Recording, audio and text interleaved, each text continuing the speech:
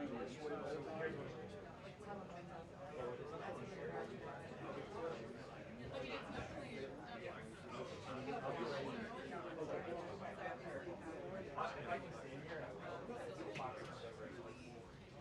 think you're in the clear. I think that we're done already.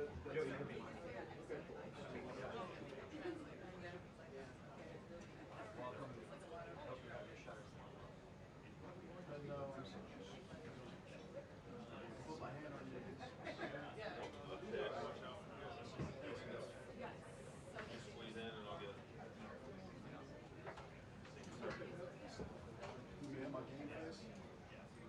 Ooh, there you go. Wow. You can work on that? Who's Steven?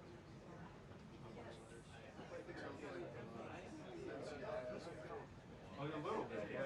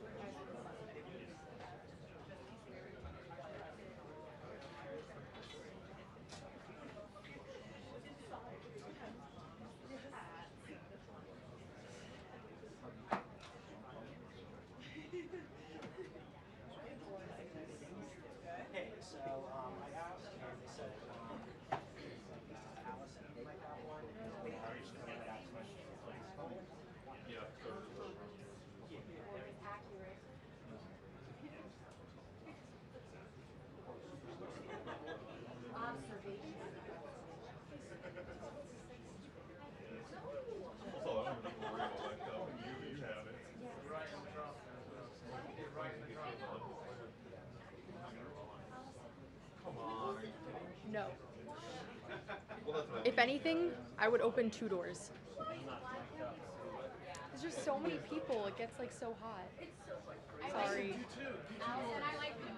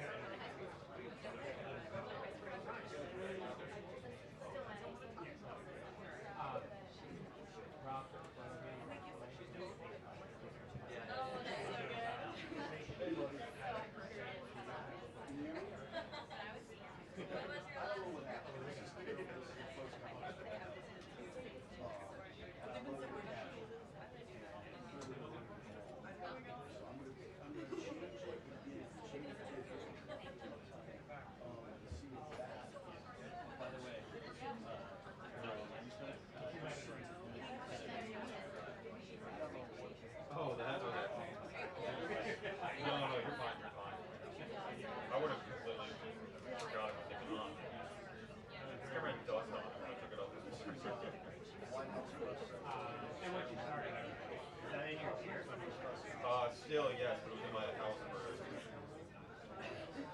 months. Yeah. I'm so sorry. I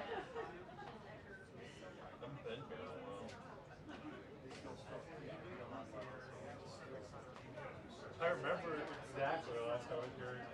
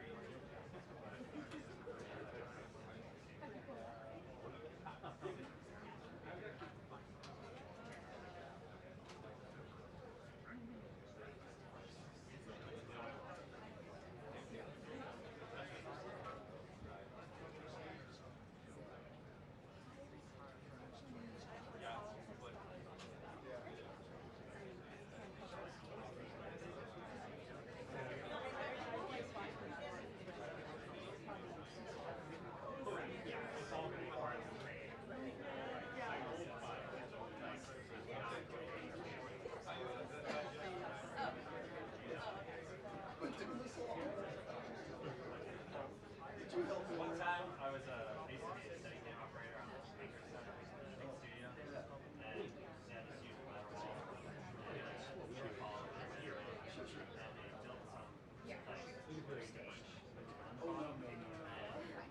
I like with a steady cam on. Yeah, exactly.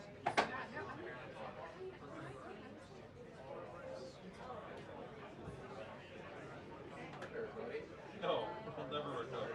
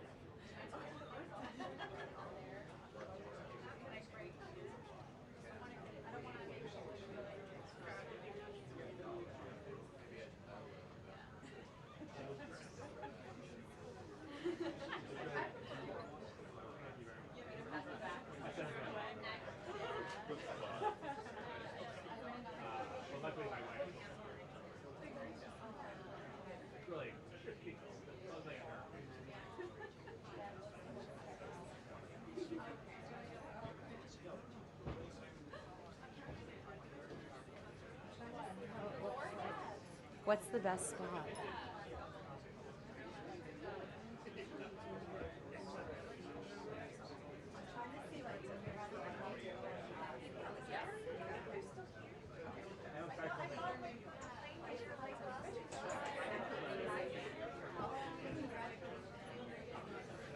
Still waiting to talk to Dave about it.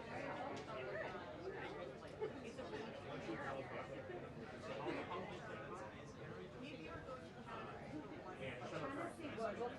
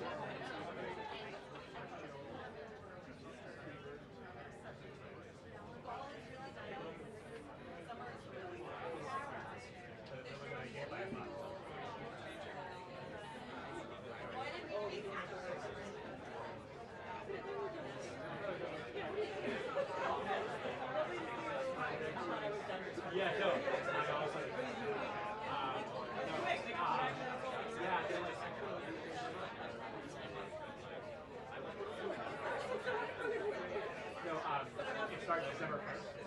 And basically,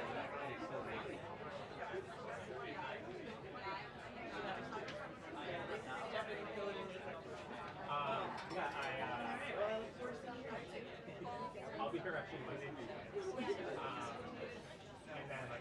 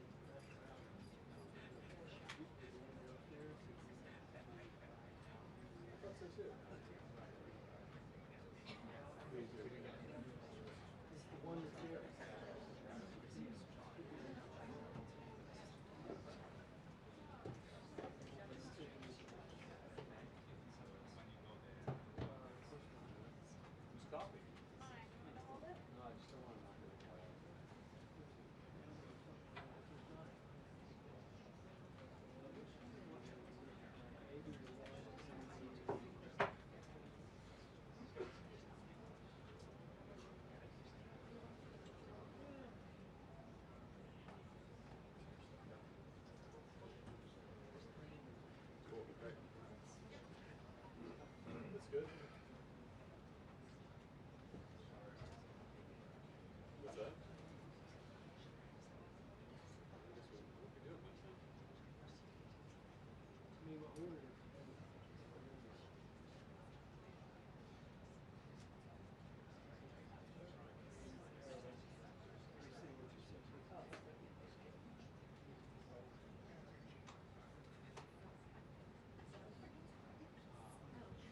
Maybe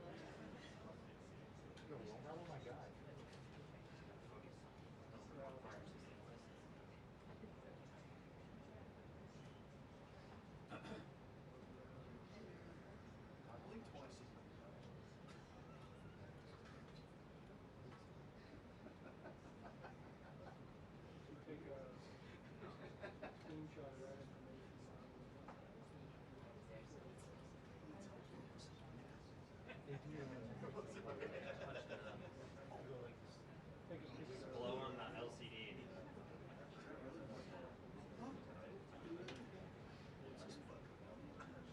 Yeah. Oh, you did one of these. I'll just go with this. Oh, yeah. Right. That's how I shoot. Or I could unplug on this side. I could just yank the cord.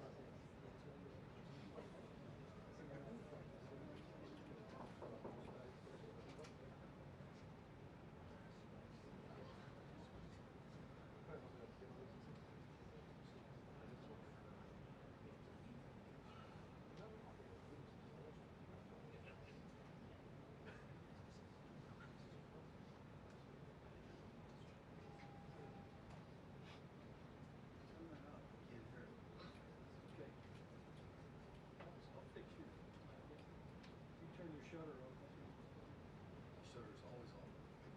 Well, why do you think I'm fighting? What's wrong? Yeah, what's I'm wrong? not talking to you, man. I was talking to you. You're talking a lot. Big dog. I'm talking to Willis.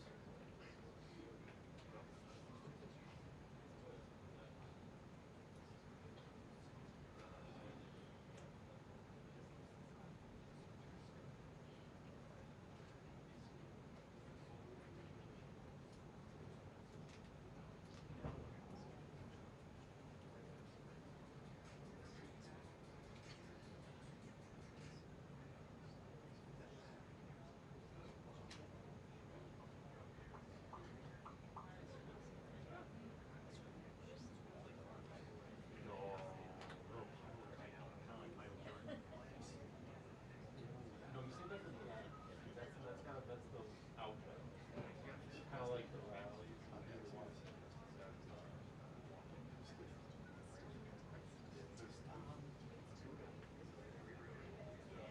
Yeah, we tested it this morning. You feel good?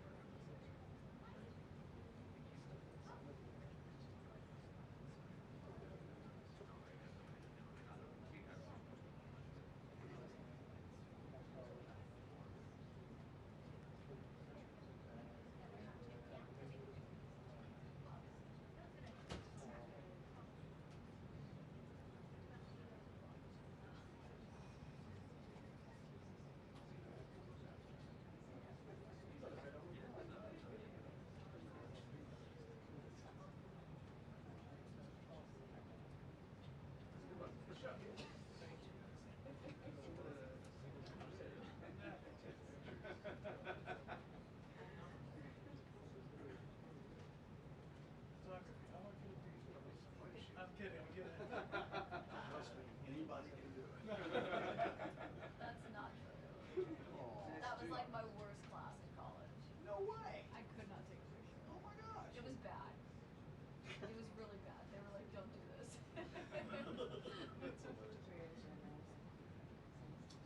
I had Jan Carl in my class. Remember Jan Carl from like Access Hollywood or something back in the late 80s? Oh, really? Yeah. Sugar. But she was great on TV. Some of us can take pictures. It's the other way around.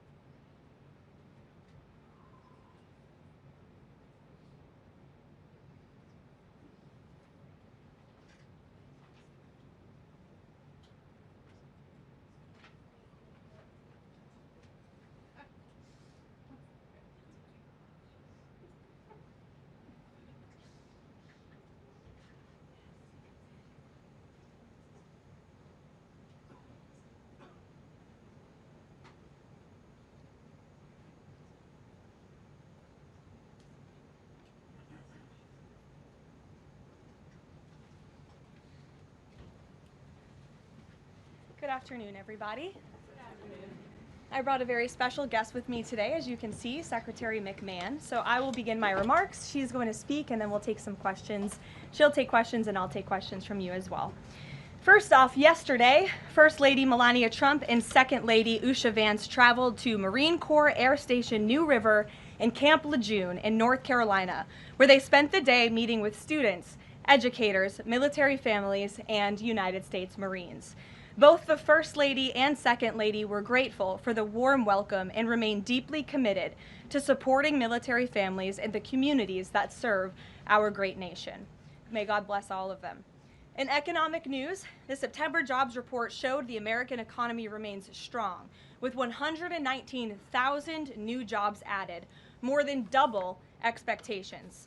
These gains came after the summer passage of President Trump's historic tax cuts and multiple big trade deals with countries around the world. In particular, construction jobs surged by 19,000 in September, the largest monthly gain in a year. Nearly all of this solid monthly job growth came from the private sector and went to Americans rather than foreign-born workers, the opposite of what we saw under the previous administration. Inflation also remains under control, and wages are up by 3.8% over the year for American workers because of President Trump's pro-growth policies.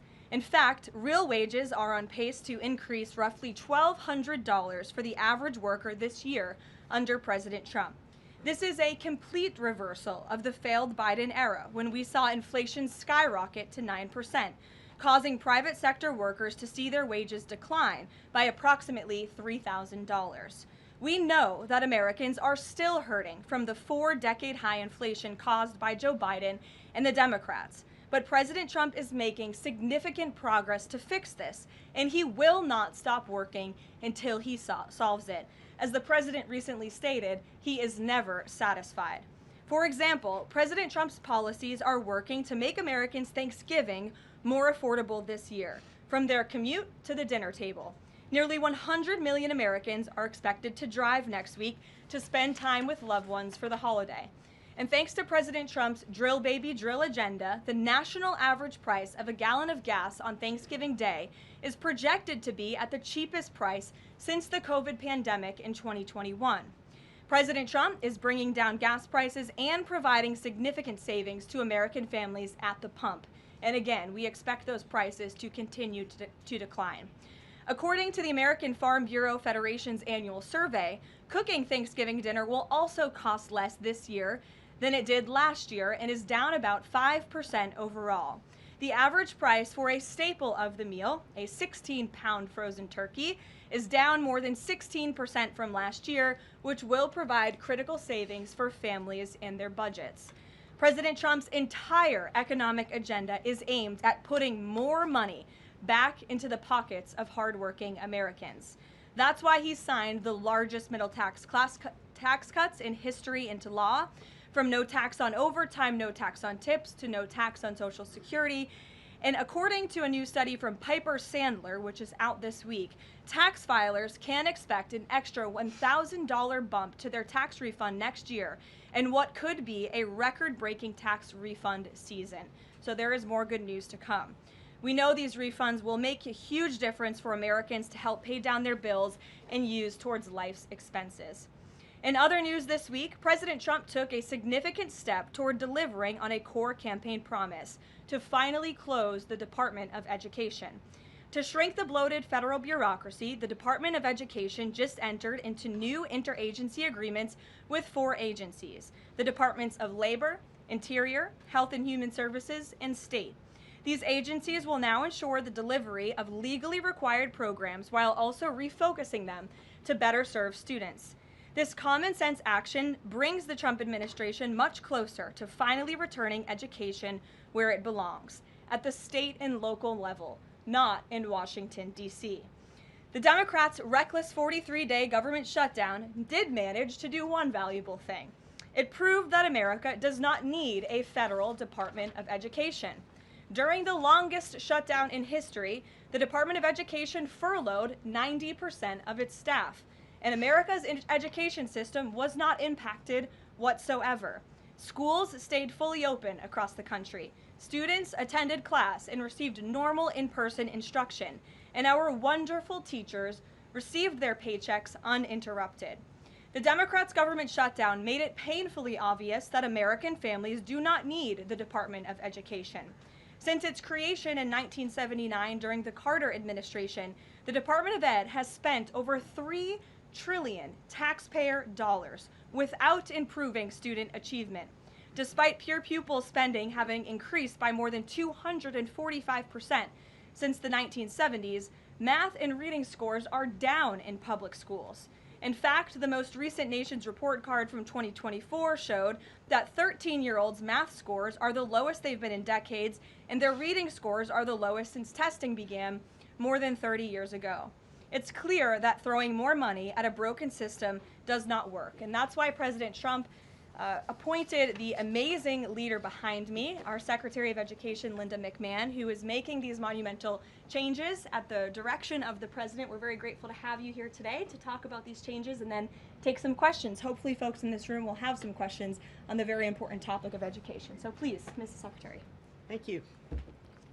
Thank you very much, Caroline. It's really a pleasure to be here with you today, and thank all of you for being here as well. My purpose here is to speak directly to the American families, not just you, but to the American families, about the work this administration is doing in education to reverse our national decline with a hard reset of our educational system. That reset was a top campaign promise from President Trump to send education back to the states and end Washington's micromanagement of education once and for all. This week we took the most decisive steps thus far to make good on this promise to you.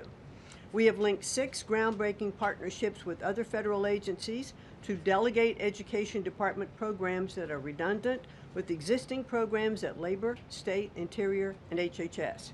These interagency agreements to cut our own bureaucratic bloat are a key step in our efforts to shift educational authority from Washington, D.C. to your state education agency, your local superintendent, your local school board, entities that are accountable to you, and we encourage parents to always be involved.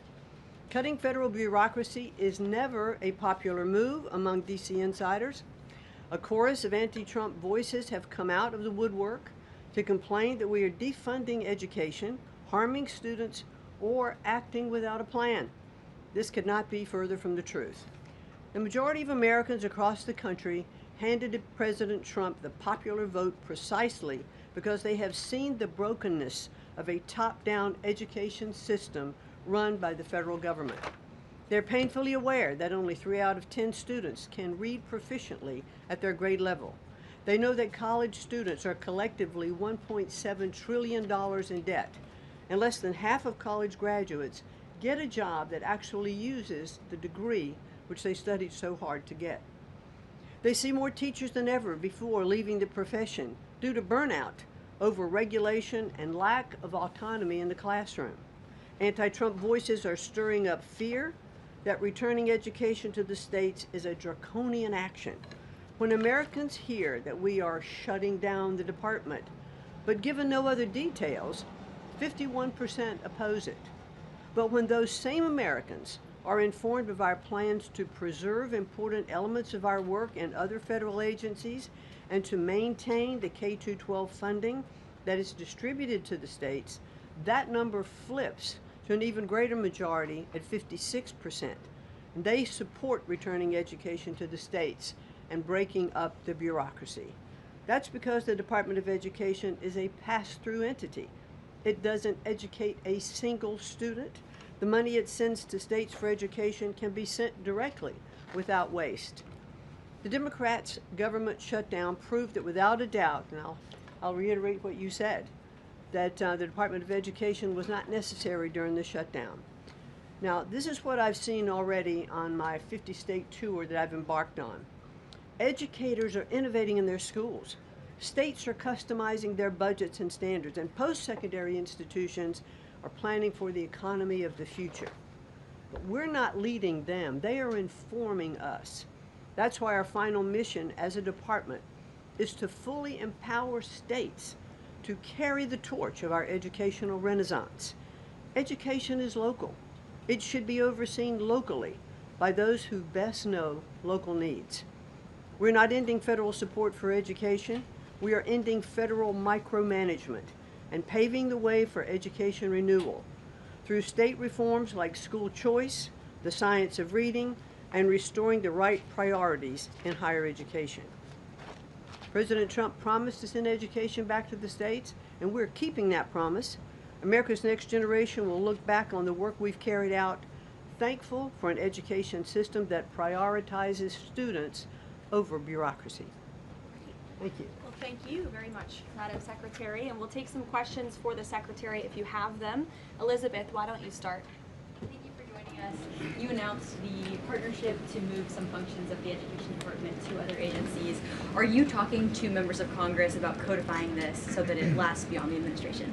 Yes, we started our conversation, and thanks very much for asking that, because there have been some reports that Congress is in the dark on this. That's clearly not true. We've been talking to, I've talked to dozens of members of Congress to explain to them exactly what we're doing, to bring them up to speed, and to say to them, look, when we have completed some of these transfers that are working incredibly well, then we will be looking to Congress to codify those, make them permanent.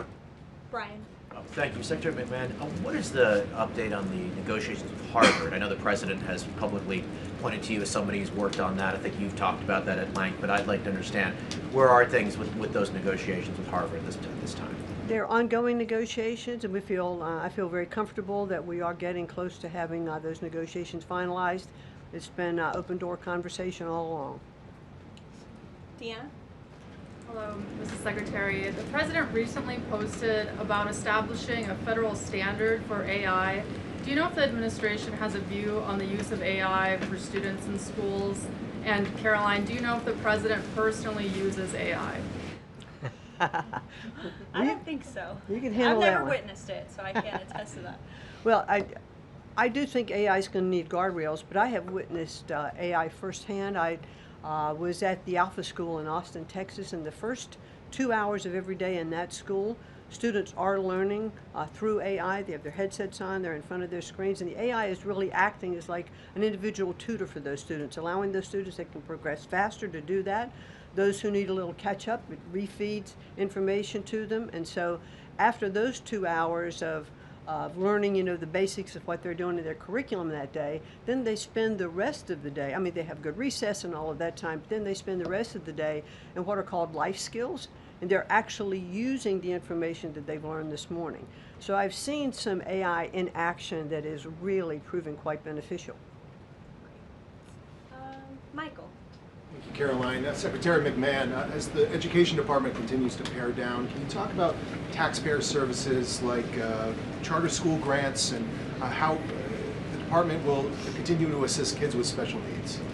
Well, we are going to make sure that there's no interruption in getting that grant money out the door. I mean, that money is, it comes from Congress, it's appropriated by Congress, and we legally are obligated to do that. And the transitions we're starting to make, our first programs that went over to the Department of Labor, that was a few weeks ago. We actually signed the first interagency agreement, which we accomplished under the authority of the Economy Act. We transferred grants for WIOA and for the Perkins Act. And the really good news is that the Department of Labor has a much more sophisticated system, technology system and grant fulfilling system than the Department of Education does. As a matter of fact, our executive manager that went over with that group over to labor said he would compare what the labor system is to education's like held together by bubble gum that is not connected to any other part. So we were able to get those grants out the door more smoothly, and states have actually better access for those systems than they do at the Department of Education. So that's a real bonus. Take a couple more. Carrie, go ahead. As far as the diversity, equity, and inclusion new regulations that came out from the administrations, a lot of schools, whether high school or even higher education is concerned, some of them are defying these new administration policies, even apparently according to a new report. I'm sorry, I can't hear you, Rick. As far as the there's been a new report from the administration saying that half of medical schools are defying the administration when it comes to DEI policies. What type of action will the administration take for these schools that are defying the new DEI policies? Well, certainly the President has been very clear, and the Department of Education has taken measures to make sure that as schools are developing, their policies, or if they have open DEI offices, they're closed, or DEI regulations and rules are stripped, from their programs, and so that will continue. Great. We'll take one more. Go ahead. Thank you, Caroline. Secretary McMahon, my question is, since you said 3 out of 10 students are literate with regard to their reading capacity, would now the states help to improve those numbers since you have gone back to the states?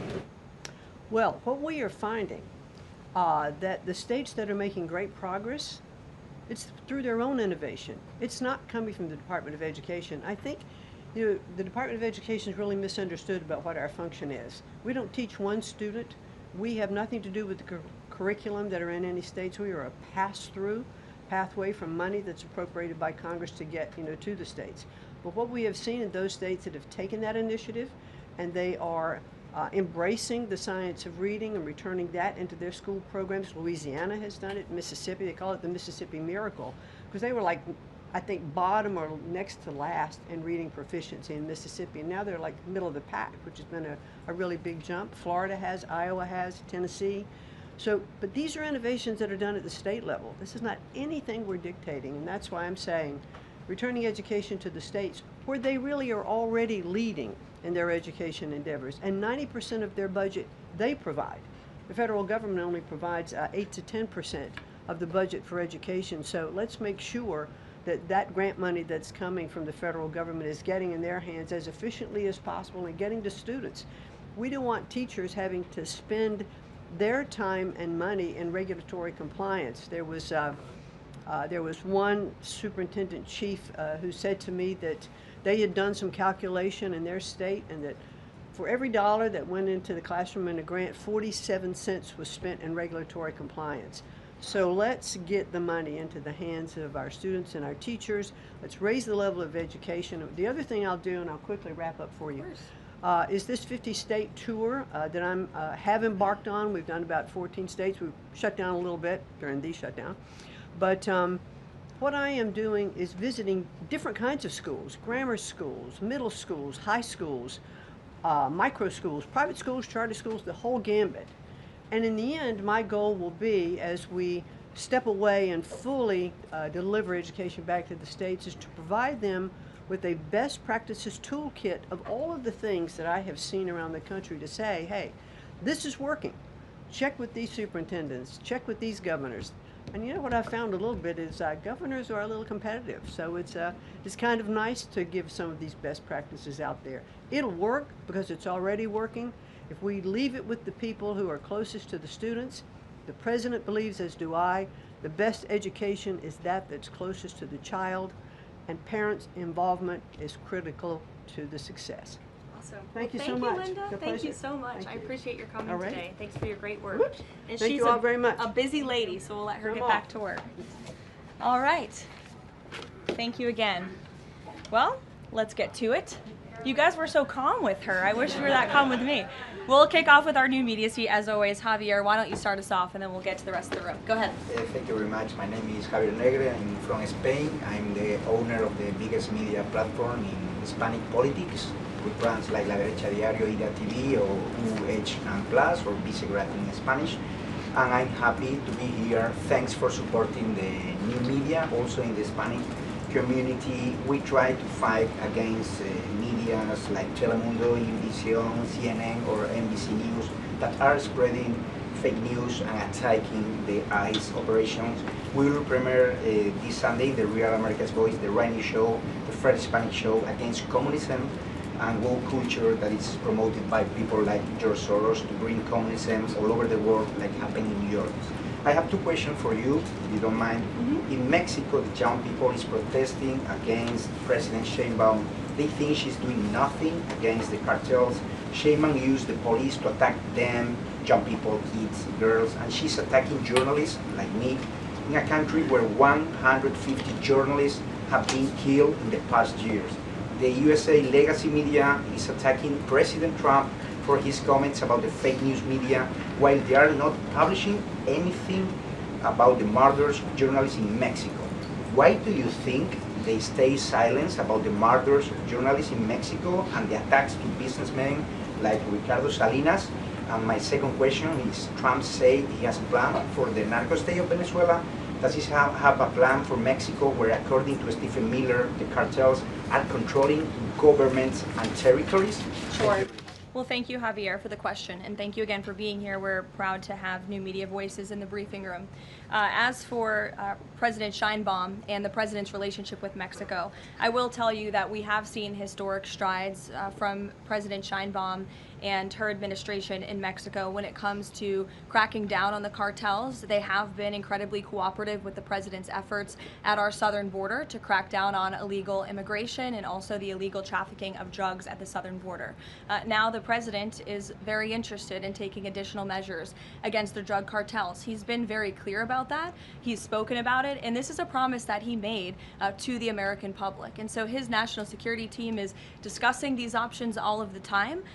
And on the campaign trail, the president promised to take on the cartels. He has taken unprecedented action to do so, and he has left additional options at his disposal on the table. So those are only decisions that the president can make.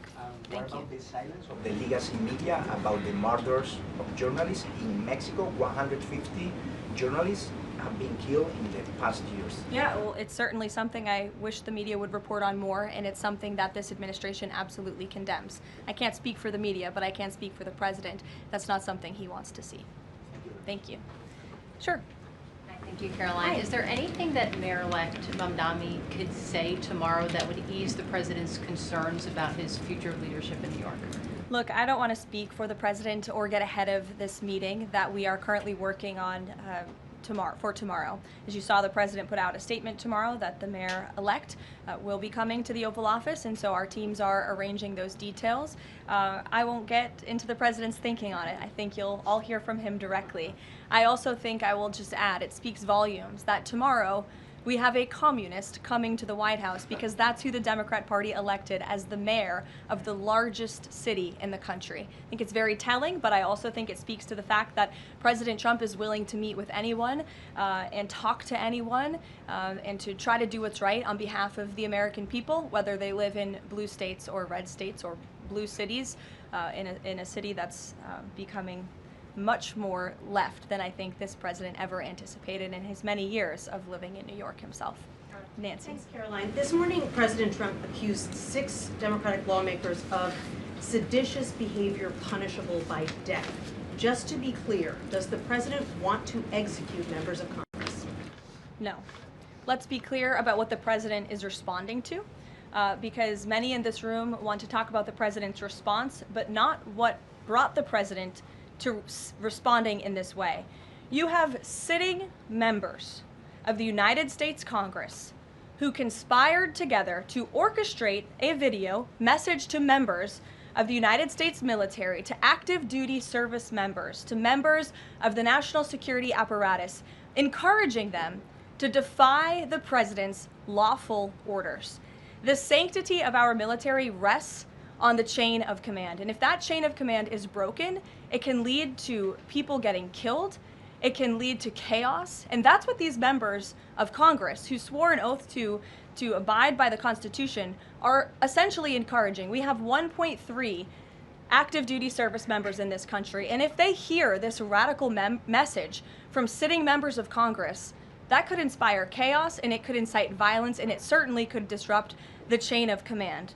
These 3 members of Congress, I will also add, knew exactly what they were doing. You look at Alyssa Slotkin. She's a former member of the CIA. Mark Kelly was a captain in the U.S. Navy. Maggie Goodlander was a naval officer, and notably, she is also the wife of Joe Biden's national security former advisor, Jake Sullivan.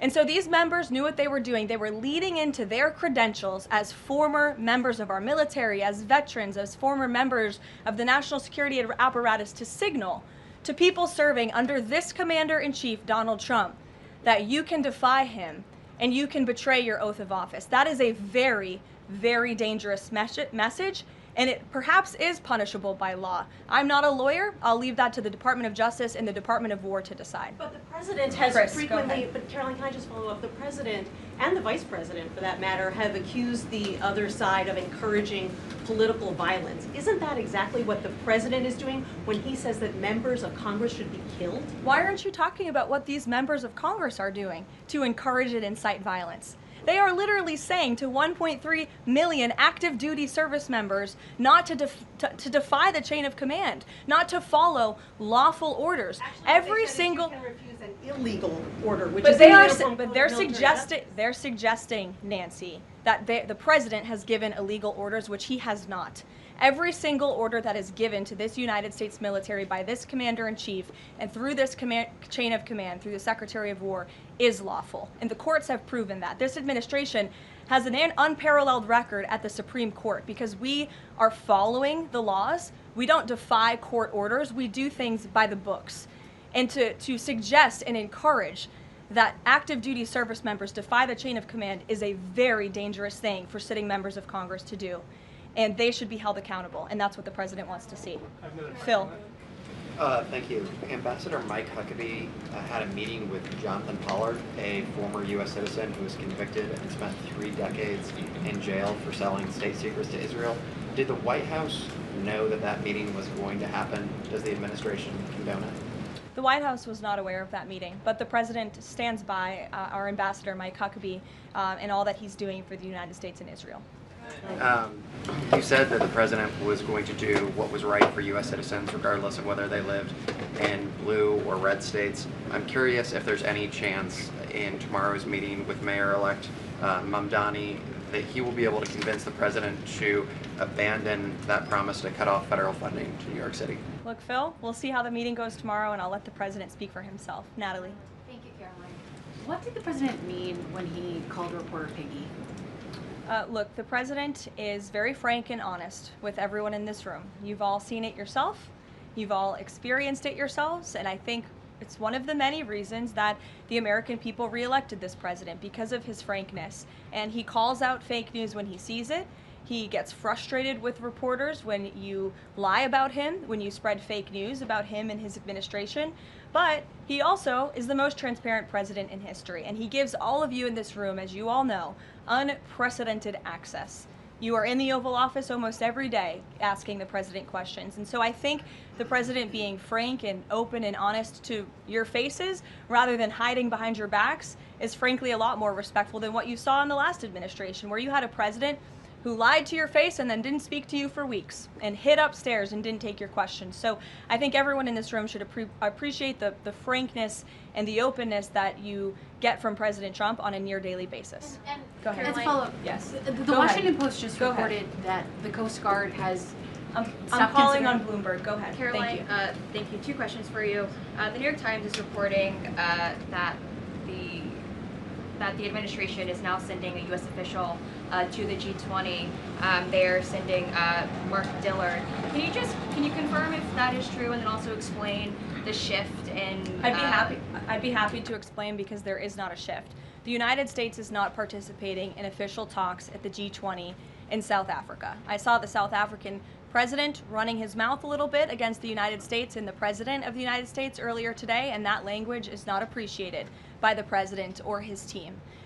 The ambassador or the representative of the embassy in South Africa is simply there to recognize that the United States will be the host of the G20. They are receiving that send-off at the end of the event. They are not there to participate in official talks, despite what the South African president is falsely claiming. On Ukraine, there have been reports that President Zelensky said, he's looking to look at the plan, that there's been reports about the Trump administration proposing a plan.